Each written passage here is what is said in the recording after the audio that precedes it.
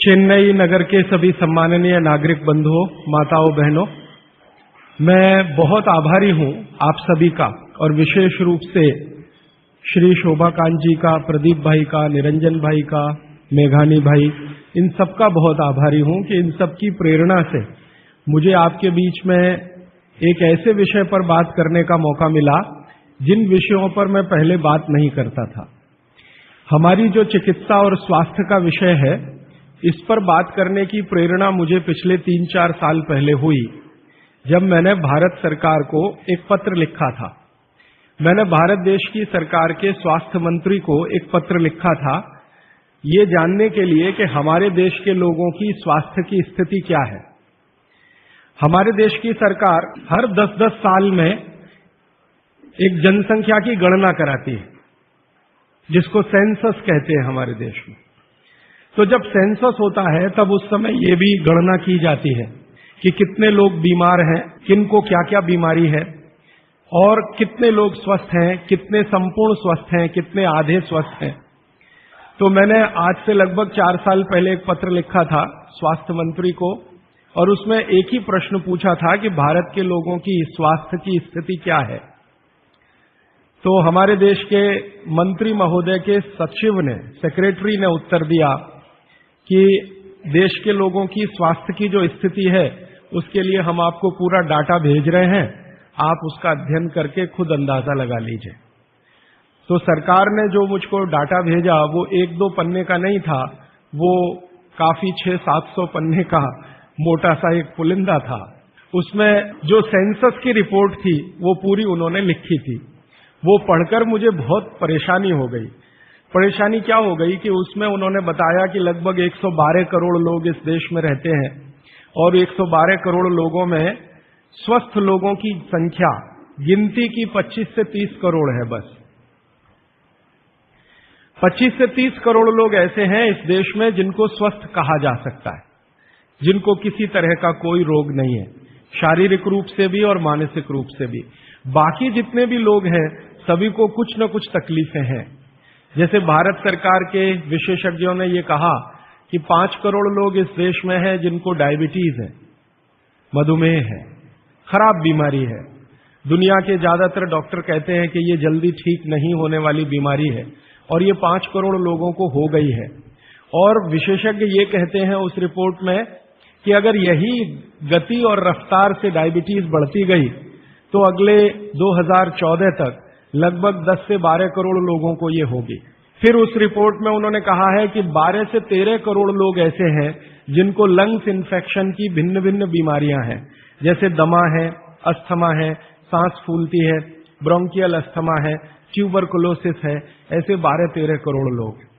फिर वो विशेषज्ञों की रिपोर्ट कहती है कि भारत में लगभग 15-16 करोड़ लोग हैं जिनको घुटनों का दर्द, कमर का दर्द, कंधे का दर्द, हड्डियों का दर्द, जिसको आप संधिवात कहते हैं सरल भाषा में, ये हड्डियों के, जोड़ों के दर्द की बीमारियां हैं। फिर उसी रिपोर्ट में बताया गया है कि 9 से 10 करोड़ लोग हैं जिनको पेट का कुछ न कुछ तकलीफ है, जिनको पित्त की बीमारियों के द्वारा हम लोग अक्सर परिभाषित करते हैं। गैस बनना, एसिडिटी होना, अल्सर होना, पेप्टिक अल्सर होना, हाइपर एसिडिटी होना, वगैरह वगैरह। और ये सब मैं पढ़ता गया और एक जगह लिखा हुआ था रिपोर्ट में, बहुत परेशान करने वाली बात, कि 20 से 22 करोड़ लोग हैं जिनको आंखों की कुछ न कुछ बीमारी है। या तो कम दिखता है या बिल्कुल नहीं दिखता, रात में नहीं दिखता, दिन में दिखता है तो रंग का अंतर पता नहीं चलता। हम लोग अंग्रेजी में उनको नाइट ब्लाइंडनेस या कलर ब्लाइंडनेस या ग्लूकोमा जैसी बीमारियों से परिभाषित करते हैं। और ये पढ़ते पढ़ते मैं परेशान होता गया। अंत में रिपोर्ट के आखिरी हिस्से में सरकार की तरफ से ये बताया गया था कि ये सब बीमारियां तो हैं और सरकार इनके लिए क्या क्या प्रयास कर रही है। हर साल केंद्र सरकार का बजट है इन बीमारियों को ठीक करने के लिए, वो करीब 96,000 करोड़ रुपए का है, परोक्ष और प्रत्यक्ष दोनों मिलाकर, डायरेक्ट और इनडायरेक्ट। फिर राज्य सरकारों के अलग अलग बजट हैं। उन्होंने बताया कि जैसे तमिलनाडु की राज्य सरकार का बजट 35,000 करोड़ का है, आंध्र प्रदेश की सरकार का बजट 28,000 करोड़ का है। ऐसे अलग अलग राज्यों की सरकारों का बजट है। केंद्र सरकार का बजट और राज्य सरकार का बजट दोनों मिलाकर औसत मैंने निकाला तो लगभग 1-1.25 लाख करोड़ रुपए का खर्चा है सरकार की तरफ से। फिर ये पूरी रिपोर्ट पढ़ने के बाद और एक हिस्सा है रिपोर्ट का कि भारत की सरकार कहती है कि विभिन्न बीमारियों का इलाज करने के लिए इस देश में जो डॉक्टरों की संख्या है, जो रजिस्टर्ड है, वो 23 लाख है। MBBS, MD, MS, BAMS माने आयुर्वेद के और प्लस BHMS होम्योपैथी के, तीनों विधाओं के, होम्योपैथी, आयुर्वेद और एलोपैथी तीनों मिलाकर सरकार कहती है कि 23 लाख डॉक्टर हैं जो रजिस्टर्ड हैं। अब 23 लाख डॉक्टर और लगभग 70 से 75 करोड़ मरीज या बल्कि 80 करोड़ मरीज, तो मैंने हिसाब निकाला कि एक डॉक्टर कितने लोगों का इलाज कर सकता है। अगर ईमानदारी से कोई डॉक्टर सवेरे से शाम तक, सवेरे 7 बजे से शाम 7 बजे तक क्लिनिक में काम करे तो ज्यादा से ज्यादा 50 लोगों को वो देख सकता है। अब 23 लाख डॉक्टर हैं और 50 का उसमें गुणा कर दो तो बीमारों की संख्या और जिनका इलाज हो पा रहा है उनकी संख्या में जमीन आसमान का अंतर है। फिर मैंने एक दूसरा पत्र लिखा और मैंने स्वास्थ्य मंत्री को यह कहा कि ये डॉक्टरों की संख्या तो पर्याप्त नहीं है बीमारों का इलाज करने के लिए। क्या सरकार की ऐसी कोई योजना है कि डॉक्टरों की संख्या बढ़ाई जाए? तो मंत्री के यहां से पत्र आ गया कि भारत की सरकार और राज्य की सरकारों ने अब तक जितने डॉक्टर्स बनाए हैं, इनको बनाने में करीब 10 लाख करोड़ से ज्यादा का खर्च हो चुका है। अगर ये संख्या हम दुगनी करें तो 20 लाख करोड़ रुपए हमें चाहिए।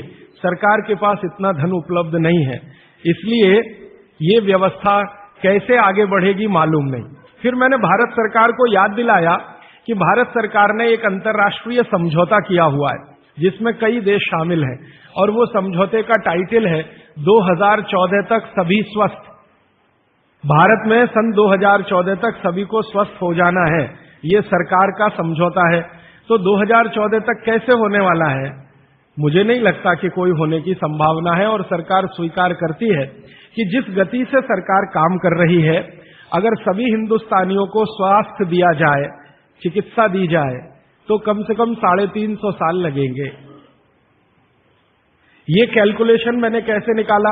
हर साल जितने डॉक्टर इस देश में पढ़कर निकल रहे हैं, एलोपैथी, होम्योपैथी और आयुर्वेद के, और उसमें देश का जो ग्रोथ रेट है 10%, वो जोड़कर हर साल उनकी संख्या बढ़ती जाए तो 350 साल में सभी को चिकित्सा और स्वास्थ्य मिल जाएगा। अब पता नहीं 350 साल में कितने जीवित बचेंगे और कितने यहां से चले जाएंगे। अब मेरी एक जो दुख की बात है मन की, वो ये कि 350 साल में जनसंख्या अगर जो बढ़ रही है उसको जोड़ दिया इसमें, तो किसी को भी स्वास्थ्य कभी भी उपलब्ध नहीं हो सकेगा। जब ये जानकारी मुझे आई तो मैं बहुत परेशान हुआ और मैंने सोचा कि ये तो बड़ी गंभीर स्थिति है। फिलहाल पिछले कुछ वर्षों से मैं स्वामी रामदेव जी के साथ जुड़ा हूं। उनसे जब मैंने इन सब विषयों पर चर्चा की तो वो भी कहते हैं कि बात तो बहुत गंभीर है। सबको स्वास्थ्य मिलना सरकार के बूते का और सरकार के दम पर, और चिकित्सा जो चल रही है इस देश में उसके दम पर तो संभव नहीं है। कोई और रास्ता ढूंढना पड़ेगा।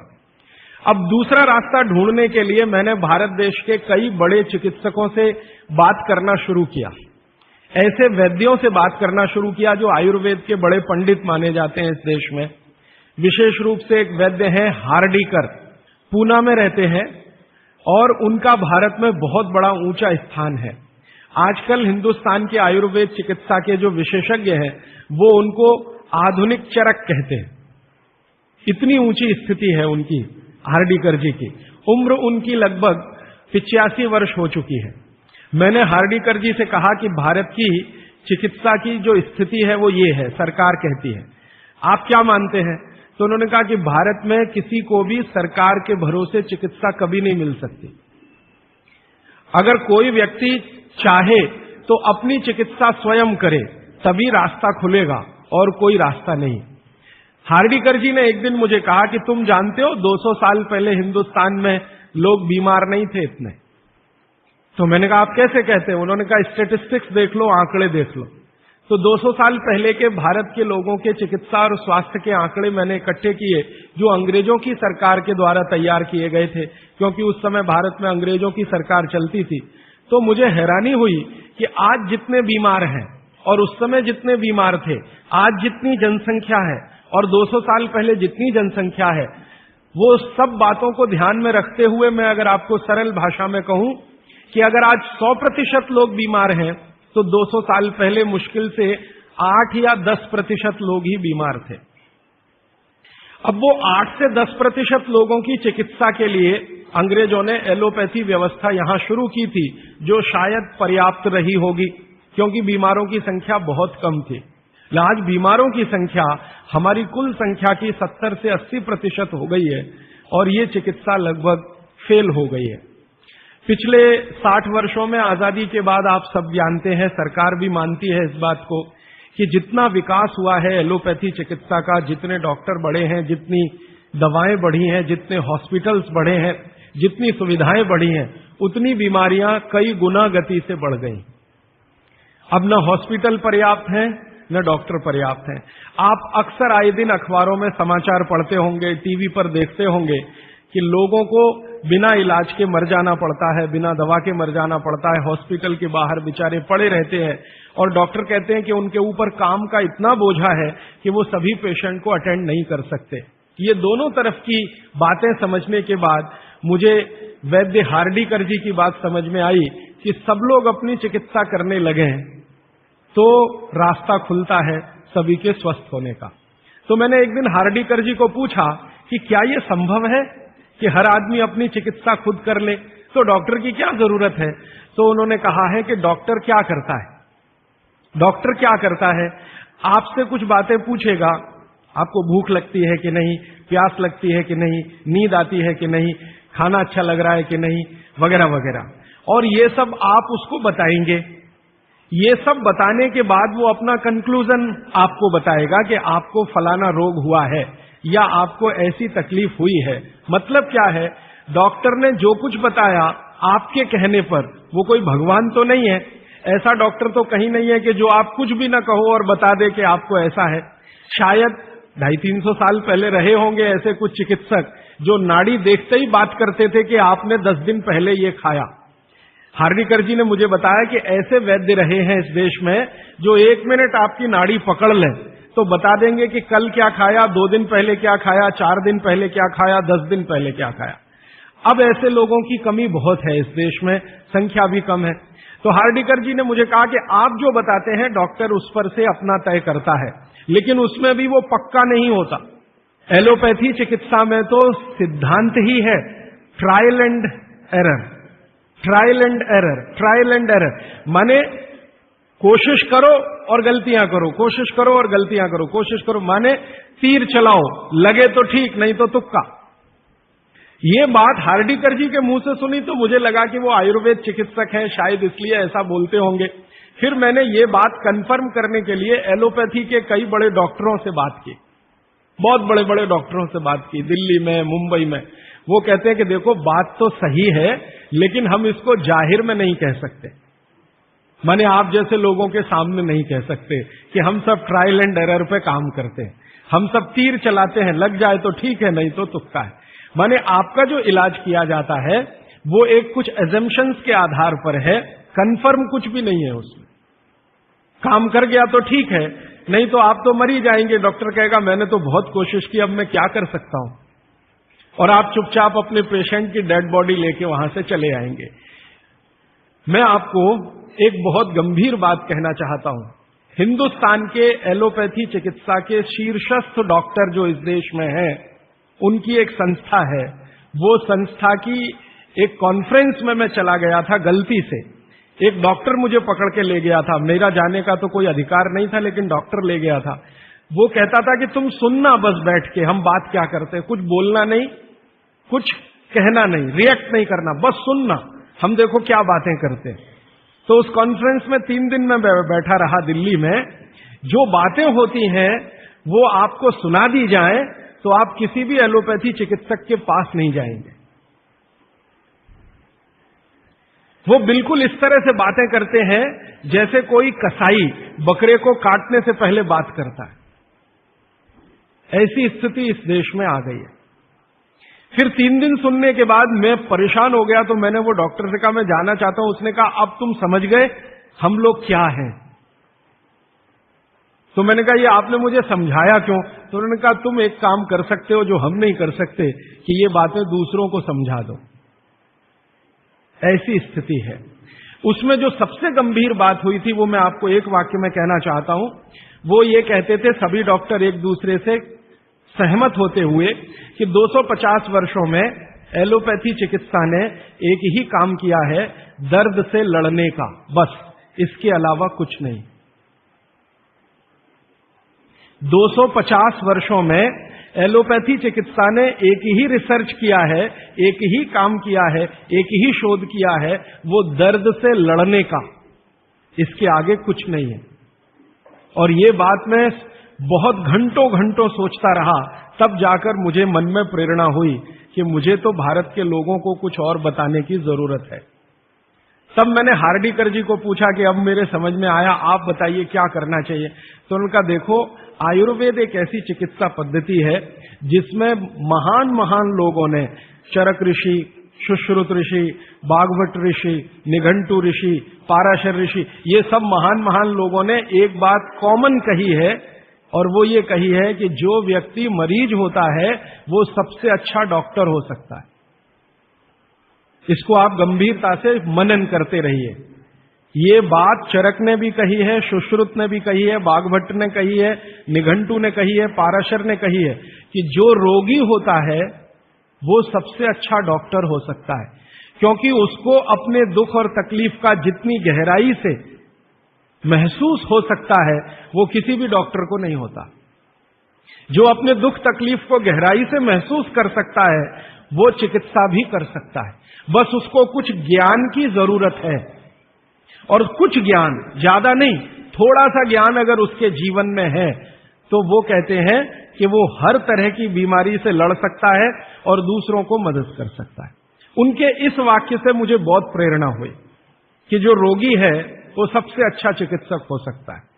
और आयुर्वेद के जितने बड़े पंडित हैं वो भी मानते हैं इस बात को। वो ये कहते हैं कि आयुर्वेद का 85% हिस्सा, ये बात मैं आप सबको बहुत विनम्रता पूर्वक लेकिन गंभीरता से कह रहा हूं, इसको आप कभी भूलिएगा मत। आपके जीवन के स्वास्थ्य और चिकित्सा का 85% हिस्सा इतना सरल और आसान है कि आप स्वयं उसे कर सकते हैं। मात्र 15% हिस्सा ऐसा है जिसमें आपको किसी विशेषज्ञ की मदद की जरूरत पड़ सकती है, मात्र 15%। अगर परसेंटेज में बात किया जाए तो आप जानते हैं 33% पर आदमी पास हो जाता है, और उसके ऊपर सेकंड डिवीजन, थर्ड डिवीजन, और 60 पे तो फर्स्ट डिवीजन होती है, 75% पे तो डिस्टिंक्शन आ जाती है। मैं 85% की बात कर रहा हूं। 85%, 85% चिकित्सा और स्वास्थ्य का हिस्सा ऐसा है जो आप स्वयं अपने जीवन में कर सकते हैं बिना किसी विशेषज्ञ की मदद के। बस 15% हिस्सा है जिसमें किसी विशेषज्ञ की जरूरत है। और आपको मैं एक आगे की बात कहता हूं कि ये जो 15% हिस्सा है आपकी जिंदगी का जिसमें आपको विशेषज्ञ की जरूरत पड़ती है, ये हिस्से में सबसे कम बीमारियां हैं, सबसे कम बीमारियां। माने जहां आपको विशेषज्ञ की आवश्यकता पड़े आपके जीवन में, वो बीमारियों की संख्या सबसे कम है, और जहां विशेषज्ञ की जरूरत नहीं है आपको अपने जीवन में, वो बीमारियां सबसे ज्यादा है। इसका माने कि हम 85% तो डॉक्टर हो ही सकते हैं। कंक्लूजन इस बात का ये है। अब आप अगर 85% से और बेहतर डॉक्टर होना चाहते हैं तो बागवट ऋषि कहते हैं कि अपने शरीर को थोड़ा जान लीजिए, बस। और वो दूसरी महत्व की बात कहते हैं कि अपने भोजन को पहचान लीजिए। शरीर को जान लीजिए, भोजन को पहचान लीजिए, तो वो कहते हैं आप 100% डॉक्टर हो सकते हैं। शरीर को जान लीजिए मतलब थोड़ा फिजियोलॉजी, थोड़ा एनाटॉमी, आज की भाषा में मैं कहूं थोड़ा शरीर विज्ञान आपको मालूम हो, और ये बहुत आसान है आजकल, कोई मुश्किल काम नहीं है। भारत सरकार ने विभिन्न तरह की छोटी छोटी पुस्तकें छपा रखी हैं जो बच्चों को पढ़ाई जाती हैं। एनसीईआरटी के सिलेबस में अब तो ये आ गया है। वो किताबें बाजार में उपलब्ध हैं, आप खरीद लाइए और आपको थोड़ा फिजियोलॉजी तो समझ में आ ही जाएगा, थोड़ा बहुत एनाटॉमी समझ में आ जाएगा। शरीर के क्या क्या अंग है, अंगों के क्या क्या उपांग हैं, हृदय है तो कहाँ है, लीवर है तो कहाँ है, किडनी है तो कहाँ है, लीवर का किडनी से क्या संबंध है, किडनी का हृदय से क्या संबंध है, आपस के उनके इंटर रिलेशनशिप है। अब तो एक चार्ट आता है कैलेंडर जैसा, मेरी आपको विनती है कि खरीद के एक टांग लीजिए अपने घर में, आपको भी मदद करेगा, आपके बच्चों को भी मदद करेगा। तो ये हिस्सा बहुत आसान है, मुश्किल नहीं है। बस इसमें जो मुश्किल हिस्सा है वो ये कि शरीर के अंगों के और उपांगों के जो नाम हैं वो जो भाषा में दिए गए हैं वो आपको थोड़ा कम समझती है, तो आप आयुर्वेद वाला ले लीजिए, वो आसानी से समझ में आएगा, उनके आपस के संबंध वगैरह वगैरह। मैं इस विषय पर ज्यादा नहीं जाना चाहता क्योंकि ये उपलब्ध है आपके सामने, और इसमें ज्यादा बात करूंगा तो समय खर्च होगा। आपको सिर्फ संकेत कर रहा हूं कि आज आप चाहे तो आज, नहीं तो एक दो दिन में कुछ ऐसी पुस्तकें फिजियोलॉजी एनाटॉमी की खरीद लें, नहीं तो एक कैलेंडर चार्ट आता है वो ले लें, 2-3 कैलेंडर के चार्ट आते हैं वो ले लें। अभी सरकार ने एक 12 कैलेंडर का चार्ट निकाला है, बहुत ही सरल भाषा में है, बहुत आसान है, उसको घर में टांग कर पलटते रहें, देखते रहें। ज्यादा से ज्यादा 8-10 दिन आप देखेंगे, आपको समझ में आ जाएगा लीवर क्या है, हृदय क्या है, किडनी क्या है, आपस के इनके फंक्शंस क्या है। ये बात भागवत जी कहते हैं कि थोड़ा शरीर को जान लो और भोजन को पहचान लो। अब उसमें आगे उन्होंने एक सूत्र लिखा है संस्कृत में कि शरीर को जानना अगर है तो ठीक है, इसको जरा और समझिएगा, शरीर को जानना है तो ठीक है, लेकिन भोजन को पहचानना सबसे ज्यादा जरूरी। माने उनका कहना यह है कि शरीर को जान लें तो ठीक है, नहीं जाने तो भी भोजन को तो पहचान लें। और भागवत जी ने पूरी विनम्रता से, पूरी गंभीरता से एक बात लिखी है कि जिसने भोजन को पहचान लिया उसको जिंदगी में कभी भी किसी चिकित्सक की जरूरत तो नहीं पड़ेगी। अब भोजन को पहचान लिया माने रसोई घर को पहचान लिया, सीधी सी बात है। और भागवत जी कहते हैं कि जीवन की सबसे बड़ी खोज अगर कोई है तो वो रसोई घर है। और वो कहते हैं कि सबसे बड़ा विज्ञान अगर कोई है तो ये रसोई घर का विज्ञान है, जिसको भोजन विज्ञान कहें या पाक शास्त्र कला कहें, जो भी बात आप कहना चाहें। वो ये कहते हैं कि इससे बड़ी खोज पूरी दुनिया में हुई नहीं और अगले हजारों साल होगी नहीं। इतनी गहरी बात वो कहकर चले गए यहां से। वो कहते हैं कि पिछले हजारों साल में हुई नहीं भोजन से ज्यादा रिसर्च, और अगले हजारों साल में होगी नहीं। और मैं अपने अनुभव से और आप खुद अपने अनुभव से ये बात कह सकते हैं कि दुनिया में भोजन और रसोई पर सबसे ज्यादा रिसर्च अगर कहीं हुई तो भारत में हुई, और अगले हजारों साल भी होगी तो भारत में ही होगी। क्यों? दूसरे देशों में भोजन ही नहीं है, रिसर्च क्या करेंगे? हो भोजन तब तो रिसर्च करें। आप में से बहुत सारे लोग यूरोप गए होंगे, अमेरिका गए होंगे, आप देखिए भोजन क्या है उनके पास, ले दे के एक पाव रोटी और डबल रोटी। अब वो आलू से खा लो या प्याज से खा लो, प्याज से खा लो कि आलू से खा लो, उसको बीच में काट के प्याज भर लो या प्याज बगल में रख के खा लो, उसको पिज़्ज़ा कह दो, बर्गर कह दो, हॉट डॉग कह दो, कोल्ड डॉग कह दो, वो प्रिपरेशन तो एक ही है ना। और वो प्रिपरेशन है मैदे का, मैदे को सड़ाकर बनाया हुआ। इसके अलावा उनके पास कुछ है नहीं जिसको फूड स्टफ कहा जाए, माने सॉलिड भोजन, मुख्य भोजन कहा जाए, वो उनके पास एक ही है, पाव रोटी डबल रोटी। उसको वो मछली से भी खा सकते हैं, गाय के मांस से भी खा सकते हैं, बकरे के मांस से भी खा सकते हैं, या वगैरह वगैरह कहीं से कुछ भीख में मिल गया, दाल चावल वगैरह, तो उसके साथ खा सकते हैं, वो सब भीख में मिला हुआ है, उनके यहां कुछ होता है नहीं। मैं आपको एक छोटी सी जानकारी देना चाहता हूं। एक बार एक विदेशी व्यक्ति से मेरा झगड़ा हो गया, एक जर्मनी का व्यक्ति था, उससे झगड़ा हो गया। झगड़ा कुछ इस बात का था कि भारत महान है कि जर्मनी महान है। ये जर्मनी के लोगों को आप जानते हैं, थोड़ा शॉविनिज्म बहुत है, खराब शब्द है शॉविनिज्म, लेकिन मैं इस्तेमाल कर रहा हूं। वो कहते हैं हम श्रेष्ठ हैं, दुनिया में हमसे बड़ा कोई नहीं, हम सर्वश्रेष्ठ हैं वगैरह वगैरह। हिटलर भी यही कहता था। तो उसकी महानता की हवा निकालने के लिए मैंने उससे कुछ सवाल कर लिए, तो परेशान हो गया, लेकिन जर्मनी की असलियत सामने आ गई। मैंने उसको पूछा तुम्हारे देश में क्या होता है? गन्ना होता है, गन्ना, शुगर केन? तो उसने कहा नहीं होता। आम होता है, आम? नहीं होता। केला होता है? नहीं होता। चीकू होता है? नहीं होता। संतरा होता है? नहीं होता। मौसम्मी होती है? नहीं होती। जब बहुत परेशान हो गया तो कहने लगा, देखिए मिस्टर राजीव दीक्षित, कोई भी मीठी चीज मेरे देश में नहीं होती। अब बात आगे करिए। कोई भी मीठी चीज मेरे देश में नहीं होती। एक वाक्य में उसने खत्म कर दिया। फिर मैंने कहा, अच्छा चलो, मीठी चीज नहीं, कड़वी चीज पूछते हैं। मेथी होती है? मेथी? मेथी तो मीठी नहीं है। तो मेथी होती है? उसने कहा नहीं होती। पालक होता है? नहीं होता। चुकंदर होता है? नहीं होता। फिर थोड़ी देर में परेशान हो गया, कहने लगा, हरे पत्ते की कोई चीज मेरे देश में नहीं होती। तो मैंने कहा, फिर होता क्या है? तो उसने कहा, दो ही चीजें हैं, एक तो आलू होता है और एक प्याज होती है। तो आलू को प्याज में मिला के खा लो या प्याज को आलू में मिला के खा लो, और कुछ नहीं होता। फिर मैंने उसको गिनाना शुरू किया कि देखो भारत में क्या क्या होता है, मीठी चीजों में क्या क्या होता है, खट्टी चीजों में क्या क्या होता है, तीखी चीजों में क्या क्या होता है, कसैली या कड़वी चीजें क्या क्या है। 6 रस है ना, षड रस की बात कही जाती है। 6 रस में मैंने गिनाना शुरू किया तो वो कहता है कि यार इसमें तो एक एनसाइक्लोपीडिया लिख जाएगा। मैंने कहा यस, भारत में इतना ही होता है। और मैंने उसको जब ये कहा कि ये हर गांव में होता है, तब तो वो बहुत परेशान हो गए। मैंने कहा हर गांव में होता है, 7,32,000 गांव है, हर गांव में ये सब होता है। माने किसी गांव को दूसरे पर निर्भर रहने की जरूरत नहीं है, नमक को छोड़कर। तब उसने कहा कि सच में इंडिया इज ग्रेट। ये ग्रेटनेस है अपने देश की। हमको अगर ये समझ में आती है तो भागवत जी की बातें हमको बहुत अच्छे से समझ में आएंगी। मैं भागवत जी के बारे में 1-2 जानकारी और देकर विषय पर आना चाहता हूं, ये भूमिका के रूप में कह रहा हूं। भागवत जी भारत देश के उन महान ऋषियों में गिने जाते हैं जिन्होंने चरक से भी ज्यादा काम किया।